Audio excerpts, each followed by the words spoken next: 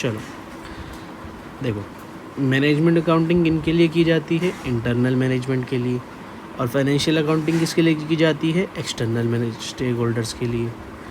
Management accounting जो है, MA जो है हमारा, वो एक वॉलेंट्री है, मतलब ऐसा कोई भी लीगल नहीं है। सरकार नहीं बोलती आपको कि आप मैनेजमेंट अकाउंटिंग करो, पर फाइनेंशियल अकाउंटिंग एक मैंडेटरी है। गवर्नमेंट आपको मैंडेट देती है, आपको एक ऑब्लिगेशन देती है कि आपको अपनी financial statements, profit loss account, balance sheet, ये सब आपको प्रिपेयर करनी है। फाइनेंशियल अकाउंटिंग ज़रूरी होती है।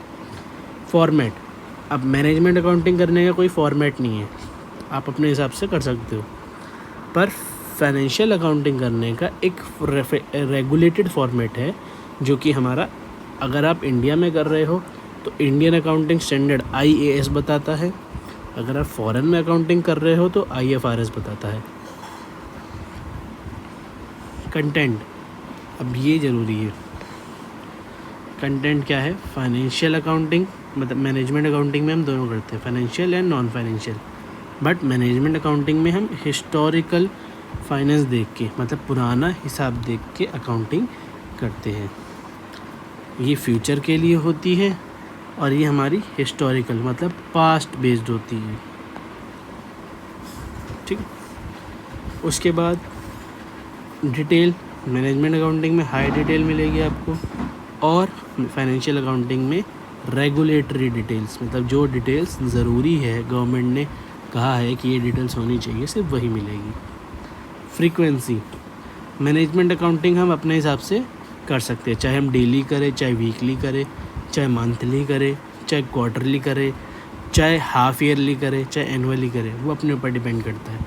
हर ऑर्गेनाइजेशन ज़्यादातर मंथली बेसिस पे अकाउंटिंग करती है, मैनेजमेंट अकाउंटिंग। और फाइनेंशियल अकाउंटिंग जो होती है वो एनुअली बेसिस पे होती है। एनुअली मतलब एक ईयर में एक बार। पर्पस क्या होता है? मैनेजमेंट अकाउंटिंग करने का पर्पस होता है प्लानिंग करना, ऑर्गेनाइजिंग करना, कंट्रोल करना, डिसीजन मेकिंग करना और स्टेपर्डशिप करना। 6th, valuation basis. Valuation basis क्या होता है?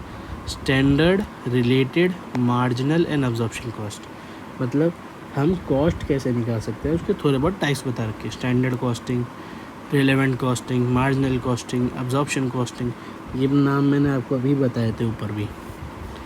और फाइनेंशियल अकाउंटिंग में हमारा जो कॉस्टिंग होता है वो हिस्टोरिकल कॉस्टिंग पे डिपेंड करता है, मतलब जो पहले हो रखा है उसी तरीके से हम कॉस्टिंग करेंगे।